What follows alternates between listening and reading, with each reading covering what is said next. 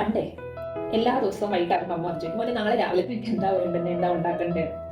സത്യം പറഞ്ഞാൽ ആ സമയത്ത് ചിലപ്പോൾ കേൾക്കുമ്പോൾ അമ്മ എന്തിനാ എപ്പോഴും വന്ന് ചോദിക്കുന്നത്, അമ്മ എല്ലാം എപ്പോഴും കുക്ക് ചെയ്യുന്നത്, അമ്മയ്ക്ക് അറിയത്തില്ല എന്താ വേണ്ടുന്നതെന്ന് എന്നൊക്കെ ചിലപ്പോൾ തോന്നും. അല്ലെങ്കിൽ ചിലപ്പം എന്തെങ്കിലും മതി, എന്തായാലും കുഴപ്പമില്ല എന്നൊക്കെ പറഞ്ഞ് നൈസായിട്ട് അങ്ങ് വിടുമായിരുന്നു.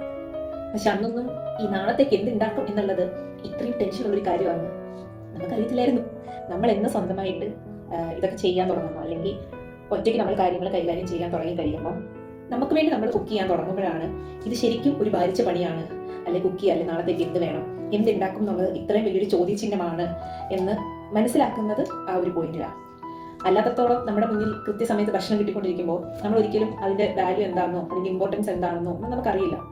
ഇത്രയും കാര്യം നമുക്ക് ഈ കുറച്ചു കാലം ഒറ്റയ്ക്ക് ജീവിക്കാൻ തുടങ്ങിയപ്പോൾ തന്നെ ആ ഒരു റിയലൈസേഷൻ വന്നിട്ടുണ്ടെന്നുണ്ടെങ്കിൽ ഇത്രയും വർഷം നമ്മുടെ അമ്മമാരൊക്കെ എല്ലാ ദിവസവും നമ്മുടെ ഇഷ്ടത്തിൽ ഉണ്ടാക്കി തന്നത് ആലോചിക്കുമ്പോൾ ചിലപ്പോൾ ഭയങ്കര സങ്കടം തോന്നും. അന്നൊക്കെ ഇങ്ങനെ എന്തെങ്കിലും പറയുമ്പോൾ എനിക്കിത് വേണ്ട, എനിക്ക് ഇഷ്ടമല്ല എന്തിനാ അത് ഉണ്ടാക്കി എന്നൊക്കെ പറഞ്ഞ് വഴക്കുണ്ടാക്കുമ്പോൾ ഓരോ ഭക്ഷണം ഉണ്ടാക്കാൻ അതിന്റെ പുറകെ ഇത്ര എഫേർട്ട് ഉണ്ടെന്നും അവരുടെ സമയവും സ്നേഹവും ഒക്കെ ചേർന്ന് നമുക്ക് ഉണ്ടാക്കി തന്നതിനെ നമ്മൾ നിന്ദിക്കുമ്പോൾ അവർക്ക് ഉണ്ടാവുന്ന സങ്കടവും ഒക്കെ ഒരു പോയിന്റ് നമ്മൾ അറിയാതെ തന്നെ റിയലൈസ് ചെയ്യാൻ തുടങ്ങുക.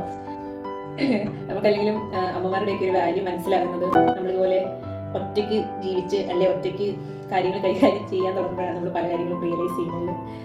അപ്പൊ ഞാനിങ്ങനെ കുക്ക് ചെയ്തുകൊണ്ട് ഇതിനെനിക്ക് പെട്ടെന്ന് ഇങ്ങനെ ഓർമ്മ നിങ്ങളുടെ അടുത്ത് ഷെയർ ചെയ്യാമെന്ന് വിചാരിച്ചു.